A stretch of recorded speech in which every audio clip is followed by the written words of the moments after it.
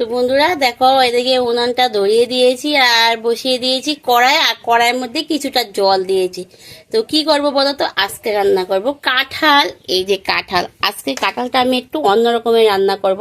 তো সবাই প্রথমে চলো কাঁঠালটা ভাপ দিয়ে দিই। তো কাঁঠালটা ভালো করে ধুয়ে আলু আর কাঁঠাল একসাথে আমি ভাপ দিয়ে নেব। তো আজকে কাঁঠালটা বললাম না একটু অন্য রকমের রান্না করবো। তোমরা ভিডিওটা স্কিপ করবে না, দেখতে থাকো পুরো ভিডিওটা।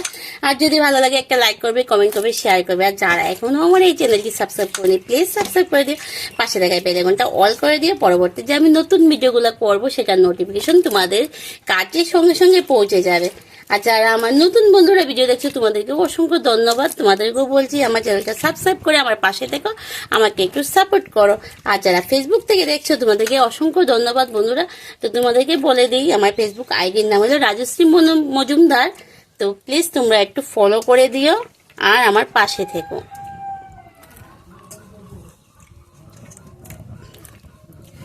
তো এদিকে দেখো কাঁঠাল আলু সবকিছু ভালো করে ধুয়ে আমি একটু ভাপ দিয়ে দেব। এবার এর মধ্যে কিছুটা লবণ দিয়ে আমি ঢেকে দেব, এটা ভাপটা হয়ে যাক।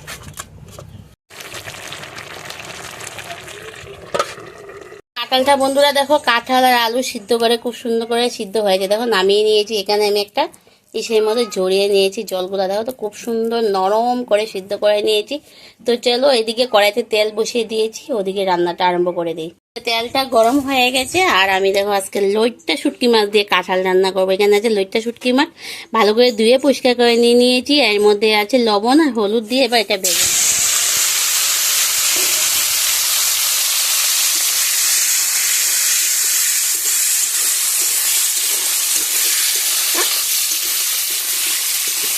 তো এই মাছগুলো এবার একটু লাল লাল করে ভেজে নেব।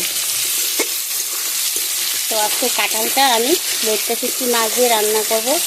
আর এই রান্নাটাও খেতে কিন্তু খুবই ভালো লাগে।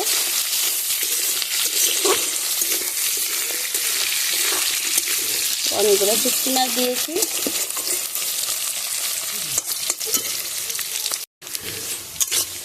মাছটা দেখো খুব সুন্দর করে ভেজে নিয়েছি, এবার এটা নামিয়ে নেব।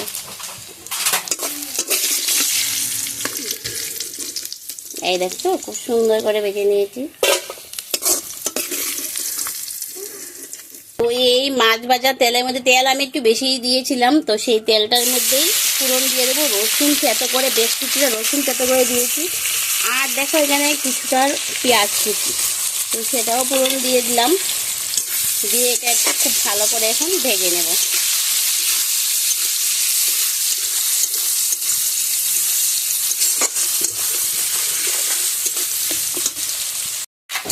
পেঁয়াজ কুচিটা রসুন থেতো করে দিয়েছিলাম, সেগুলো লাল লাল হয়ে গেছে। এখন এখানে কাঁঠাল আর আলু সিদ্ধ করে রেখেছি, সেগুলো দিয়ে দেবো।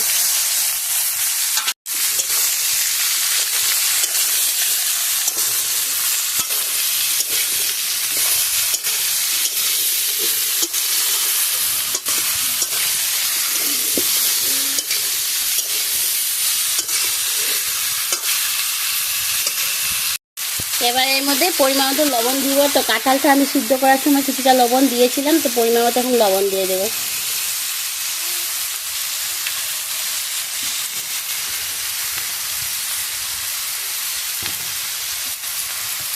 এখানে আছে হলুদ আর লঙ্কার গুঁড়া, তো সেটা একটু জল মিশিয়ে দিয়ে দেবো।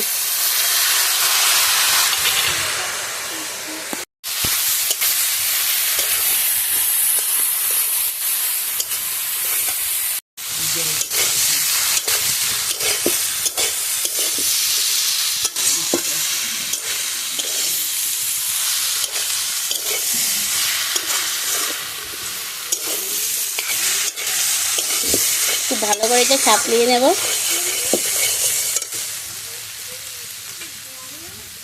এবার এই যে মশলার বাটিগুলো জলটা দিয়ে দিলাম।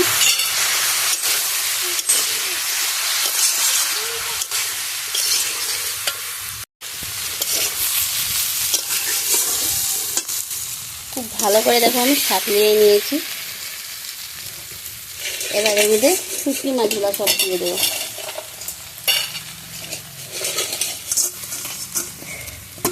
সব শুটকি মাছ দিয়ে পরিমাণ মতো জল দিয়ে দেবো।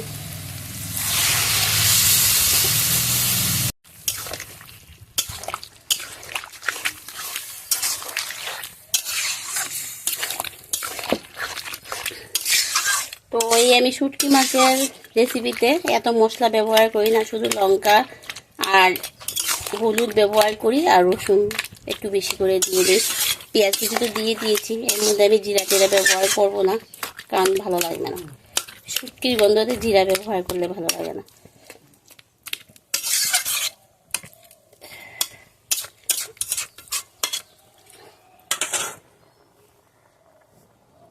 এবার এটা আমি কিছুক্ষণের জন্য ঢাকনা দিয়ে দেবো। 4-5টা গোটা কাঁচা লঙ্কা দিয়ে দেবো।